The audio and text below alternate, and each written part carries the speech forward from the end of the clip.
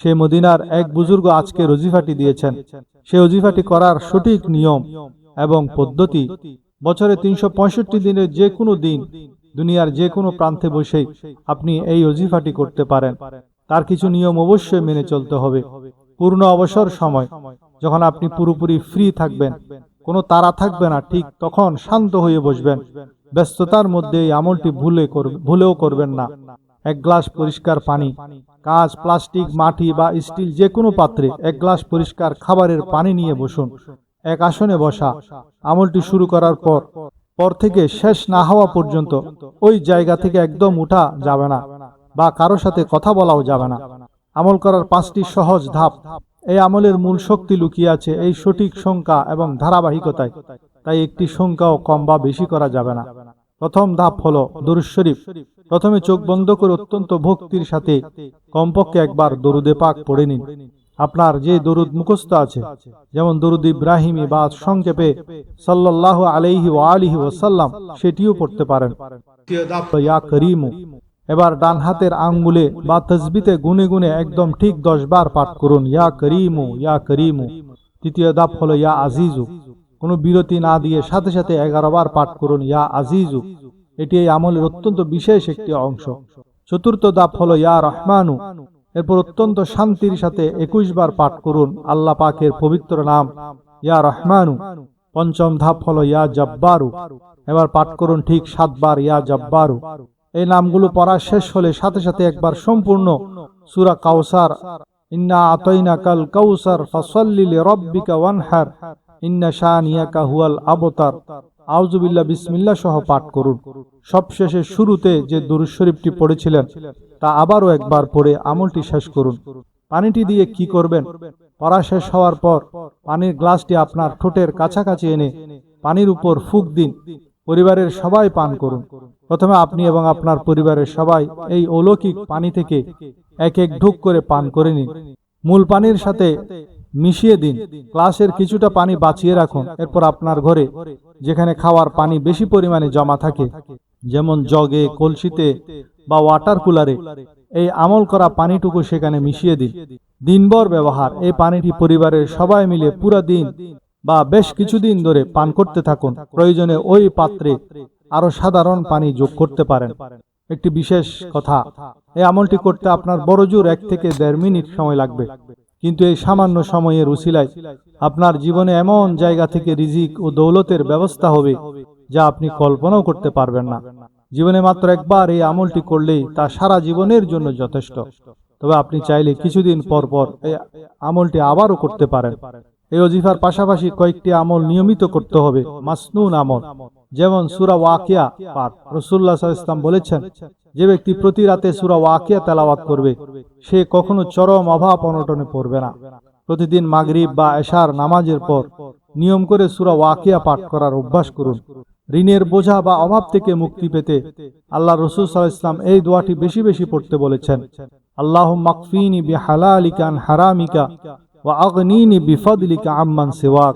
অর্থাৎ, হে আল্লাহ, আপনার হালাল রিজিক দিয়ে আমাকে হারাম থেকে বাঁচান এবং আপনার অনুগ্রহে আপনি ছাড়া অন্য সবার থেকে আমাকে স্বাবলম্বী করে দিন। মানসিক অশান্তি বা যে কোনো বড় বিপদ থেকে বুক হালকা করার জন্য এই আমলগুলো করবেন। দোয়া ইউনুস। আল্লাহ রাসূল সাল্লাল্লাহু আলাইহি ওয়াসাল্লাম বলেছেন, কোন মুসলিম যখনই কোনো বিপদ বা কষ্ট পড়ে এই দোয়াটি পড়বে, আল্লাহ অবশ্যই তা কবুল করবেন। লা ইলাহা ইল্লা আনতা সুবহানাকা ইন্নী কুনতু মিনাজ জালিমিন। অর্থাৎ, আপনি ছাড়া কোনো ইলাহ নেই, আপনি পবিত্র, নিশ্চয়ই আমি অপরাধীদের অন্তর্ভুক্ত।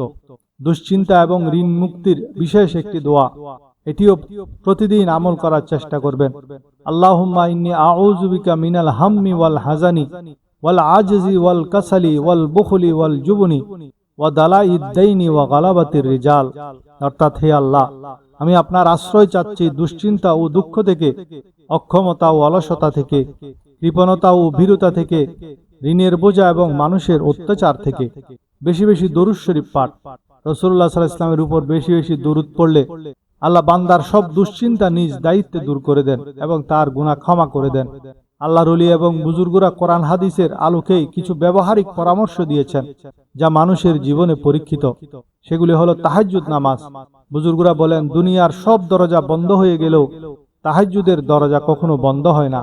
রাতের শেষ তৃতীয়াংশে আল্লাহ যখন প্রথম আসমানে এসে বান্দার হাজত পূরণের ডাক দেন, তখন কান্নাকাটি করে দোয়া করলে যে কোনো অসম্ভবও সম্ভব হয়ে যায়। অনবরত এই জিকির করা। রাসূল সাল্লাল্লাহু আলাইহি ওয়াসাল্লাম নিজে বিপদের সময় এটি খুব পড়তেন এবং বুজুর্গরা যে কোনো কঠিন সংকটে এটি অবিরাম পড়ার পরামর্শ দেন। ইয়া হাইয়্যু ইয়া কাইয়্যুম বিরহমাতিকা আস্তাগীস, ইয়া হাইয়্যু ইয়া কাইয়্যুম বিরহমাতিকা আস্তাগীস। হে চিরঞ্জীব, হে চিরস্থায়ী, আপনার রহমতের উসিলায় আমি সাহায্য প্রার্থনা করছি। দান সদকা করা। বুজুর্গদের একটি বিখ্যাত উক্তি হলো, সদকা বালা মুসিবত রোগ ব্যাধিকে গিলে খায়। আপনার সামর্থ্য অনুযায়ী প্রতিদিন বা প্রতি সপ্তাহে কিছু না কিছু দান করার অভ্যাস করুন। এটি আপনার পরিবারকে বড় বিপদ থেকে আগলে রাখবে। প্রিয় দর্শক, আমরা ভিডিওর একদম শেষ প্রান্তে চলে এসেছি। আজকে আমরা যে কোরআনী ও নববী দোয়া এবং আমলগুলো জানলাম, এগুলো শুধু জানার জন্য বা শোনার জন্য নয়, এগুলো আমাদের দৈনন্দিন জীবনে চর্চা করার জন্য। মনে রাখবেন, যে কোনো আমল কবুল হওয়ার এবং এর অলৌকিক ক্ষমতা দেখার মূল চাবিকাঠি হলো দুইটি জিনিস। প্রথমত আল্লাহর উপর পূর্ণ বিশ্বাস ও ভরসা রাখা, আর দ্বিতীয়ত হারাম বর্জন করে হালাল উপার্জন চলা। আপনার জীবনের অভাব, রোগবালাই কিংবা দুঃখ কষ্ট যতই পাহাড় সম হোক না কেন, আল্লাহর রহমত এবং কুদরতের চেয়ে তা কখনোই বড় নয়। আপনি যখন মন থেকে আল্লাহকে ডাকবেন, আল্লাহ অবশ্যই আপনার জন্য রহমতের দরজা খুলে দেবেন। আজকের এই চমৎকার আমলগুলোর মধ্য থেকে অন্তত যে কোনো একটি আমল আজ থেকে আপনার জীবনের অংশ করে নিন। যদি আজকের ভিডিওটি আপনার ভালো লেগে থাকে এবং আপনার মনের ভেতর একটুও শান্তি এনে দেয়, তবে ভিডিওতে একটি লাইক দিন। আপনার একটি শেয়ার হয়তো কোনো এক বিপদে পড়া মানুষের কষ্টের অবসান ঘটাতে পারে। আর ইসলামের দৃষ্টিতে ভালো কাজের পথ দেখানো কিন্তু একটি সদকায়ে জারিয়া। কমেন্ট করে অবশ্যই জানান আজকের কোন আমলটি আপনি আজ থেকে শুরু করছেন। আর এই ধরনের ইসলামিক ও জীবনমুখী সুন্দর সুন্দর ভিডিও নিয়মিত পেতে আমাদের চ্যানেলটি সাবস্ক্রাইব করে বেল আইকনটি অন করে রাখুন। আল্লাহ তাআলা আমাদের সবাইকে সমস্ত রোগবালাই, অভাব অনটন থেকে মুক্ত রাখুন। আমাদের রিজিক ও পরিবারে বরকত দান করুন। আমাদের জীবনকে শান্তিময় করে দিন। আমিন। সবাই ভালো থাকবেন, সুস্থ থাকবেন। আল্লাহ হাফেজ।